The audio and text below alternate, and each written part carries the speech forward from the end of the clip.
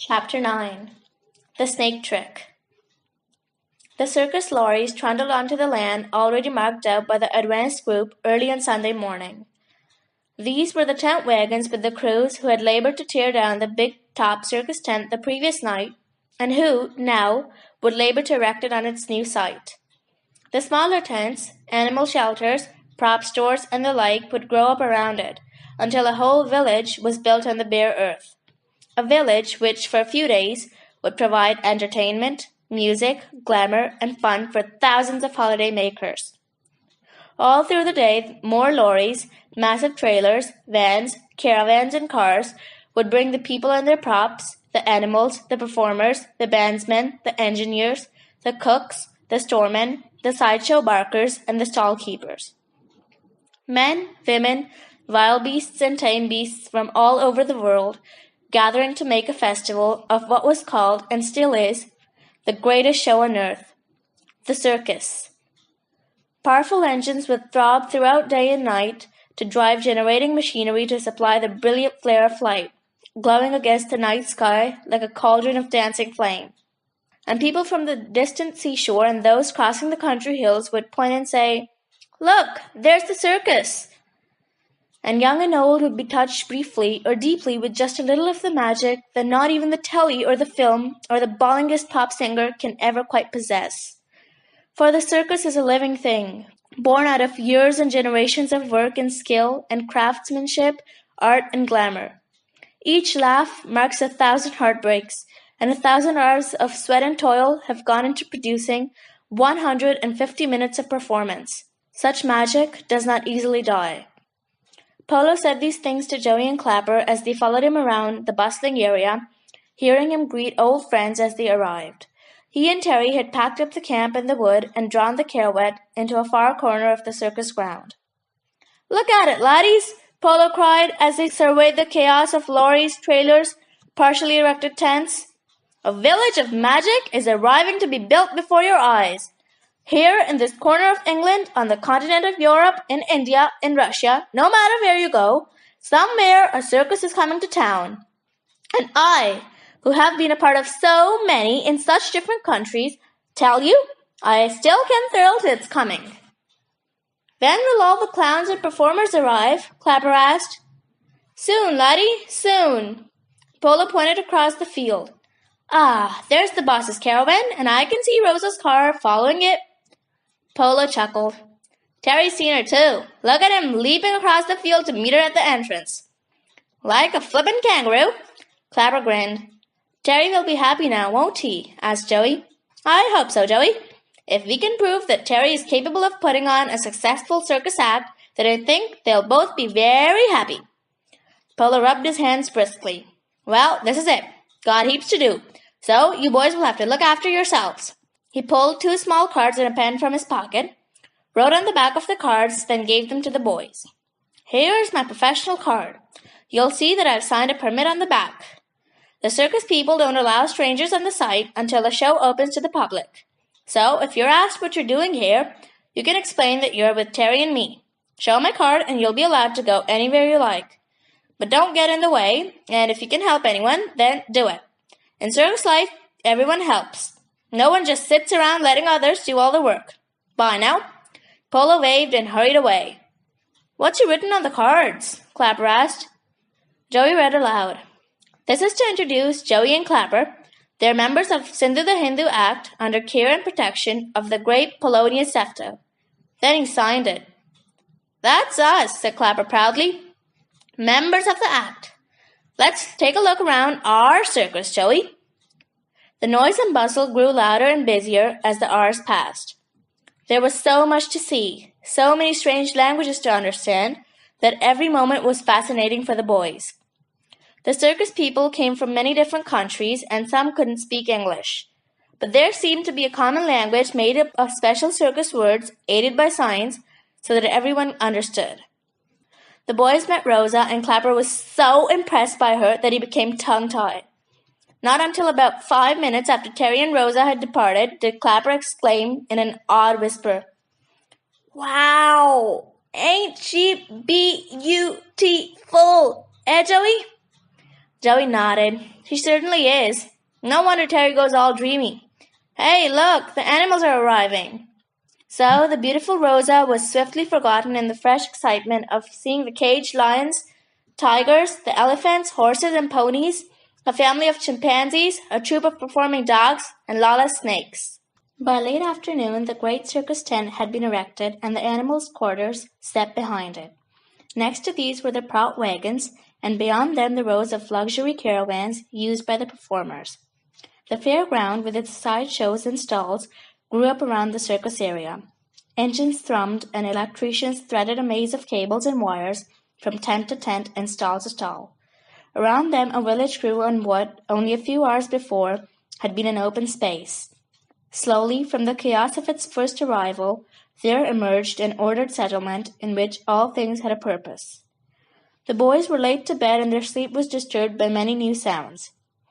The muttering yowls of big cats, the occasional trumpeting of an elephant, the whinnying of horses, and the steady, throbbing beat of the motors which drove the electric generators supplying power to the lights and refrigerators, cooking stoves, and heating elements in caravans and cages. Sometime during the night, the boys were awakened by a noise beneath them.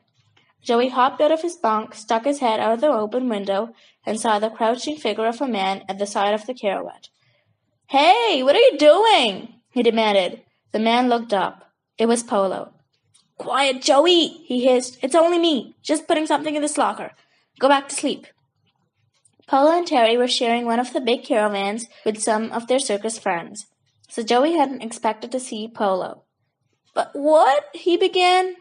No questions, Polo interrupted, and forget you've seen me, understand? If you say so. I do say so. Now, go back to bed. Good night, Joey. Night, Polo. Joey was obedient but puzzled. What could Polo have been doing that was so secret? But then, the caravan belonged to him. He didn't have to make a secret about putting something in the locker. But by morning, Joey had forgotten the incident when Terry brought food for breakfast and some exciting news. Polo is persuading young Bob to let us rehearse this morning, he told the boys. If he likes the act, he may put us in the show later in the week. Terry smiled. You won't be nervous, will you? We're amongst friends here. Will Rosa watch us? Joey asked. Terry nodded. Rosa's as excited as we are. She wants the act to be a success. Isn't that wonderful news? So is she, said Clapper. Cool, I don't blame you for being dreamy about her. Terry reached over and ruffled Clapper's hair. Thanks, pal. You're a man after my own heart. Polo came in and explained how he had arranged for the rehearsal and chosen the band music. It's all fixed. Now it's up to you, he said. Report to the big top at 10 o'clock with your costumes. I'll be there to help you make up. Until then, practice, my laddies, practice! Polo rushed away. By 10 o'clock, Joey and Clapper, in full makeup and costumes, stood awaiting their turn to enter the ring. Both were terribly nervous, with butterflies in their tummies, hands that wouldn't stop shaking, and legs that felt like jelly. Terry's hands were trembling too, and he looked pale and tense beneath his makeup, but grinned cheerfully at the boys. It's good to be scared, he said. All great performers are scared before they go on stage. It'll pass as soon as you run on. You'll see. Then the loudspeakers blared. Sindhu, the Hindu act. Please, please. Right, said Terry, and the band struck up the entrance music. Let's go. He and Clapper ran into the ring below the great cavern of the big top. Joey stood near two attendants who were to carry on the box. He could hear his heart thumping even above the noises around him. In the ring, Terry and Clapper were performing the warming-up tricks, and Joey soon lost much of his own nervousness when he saw how smoothly the act was going. Clapper was remembering all his moves, and the music and lights gave the act far more glamour and interest than it had been in the wood without circus atmosphere. Then the music stopped. Polo's voice came over the loudspeakers, announcing the Vanishing Boy act. So well had he learned his part that Joey found himself marching into the ring and carrying out his hand-practiced movements before he realized what he was doing. The drums rolled and he was lifted into the box. The sides were fitted on. He sat in semi-darkness as the box started its slide along the wire. Then he heard Terry and Clapper cry, Alley-oop! Joey jabbed the panel with his elbow. He heard the sides of the box being removed, then refitted. 1 minute and 40 seconds later, Joey was standing with Terry and Clapper, bowing to an imaginary audience, aware that a number of circus people who had watched the act were applauding. "Cut an exit," Terry whispered, and they turned and ran from the ring. "Thank you, Terry and the boys," said the voice over the loudspeakers. "A good act. Nice and slick. Well presented, well rehearsed. You overran by nearly 30 seconds, so speed it up a bit, will you? Okay, next act, please. Lala and her snakes." The band started to play Oriental music, but stopped abruptly. After a brief silence, the voice announced, "I've just been informed that the snake act is out.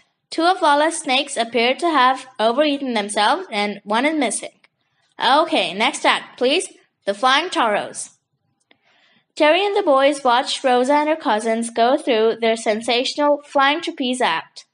Although Joey spoke twice to Terry, the young man was unaware of anything but his beloved Rosa, swaying high above his head, a picture of grace and skill, daring and beauty. Polo joined them but waited until the Flying Toros had left the ring. The chimpanzees now came on to do their act. Joey and Clapper had spent some time with Marcus Fane, the trainer of the chimps, and had great fun with these comical but highly intelligent creatures, especially Benny, the baby chimp, whom Joey would have dearly loved to take home as a pet. Polo put his arms around the boys' shoulders and his head close to Terry's ear. "You're in, laddies," he whispered with fierce excitement in his voice. "Just fixed it with young Bob. You replaced Lala and her snakes at tonight's opening performance." Polo hurriedly placed one hand over Clapper's mouth, stifling the yell of triumph. "Quiet! You'll disturb the chimps. Come on, let's get back to the caravan." On their way from the ring, they saw the swarthy Orsini brothers, who scowled at Terry, but nodded pleasantly to Polo and the boys. Their sister Lala, without her snakes, was chattering volubly in Italian, waving her arms and looking extremely upset. "Hard luck, Lala," said Terry. "Ha!" Lala flashed angry eyes at him. "My hard luck is very good for you. No? If I find that stinker, I kill him. With my bare hands, I kill him." Terry began to reply, but Polo hustled them away, beaming at Lala and her brothers. "Snakes are temperamental," he said. "Just one of those things. Not a worry." Back in the caravan, Joey asked, "Why was Lala so upset? Who's she threatening to kill?" Terry shrugged.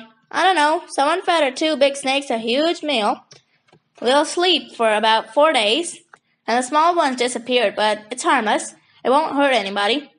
He glanced up as Polo took something from his pocket, left the caravan, and stooped to open the outside locker. Terry leaned out of the door. "That's snake food," he muttered. "What have you got in that locker?" "Who, me?" said Polo innocently. "Yes, you. Come on. What have you been up to?" Polo thrust something inside the locker, closed it, and stood upright. "Snakes are funny things," he said slowly. "They gorge themselves, then sleep it off. Does 'em good. They don't like noise either. I'm always kind of snakes. I like to give them plenty of food and a nice quiet place to sleep. You wouldn't want me not to be kind of snakes, would you?" "You cunning old rascal!" Terry exclaimed, realizing what Polo had done to Lala's snakes. "She'll kill you if she finds out." Polo grinned. "You do as good an act this evening as you put on this morning, and I'll die happy. Now, get that makeup off, and we'll practice speeding up the act. Gotta lose 30 seconds for tonight's big show." End of chapter 9.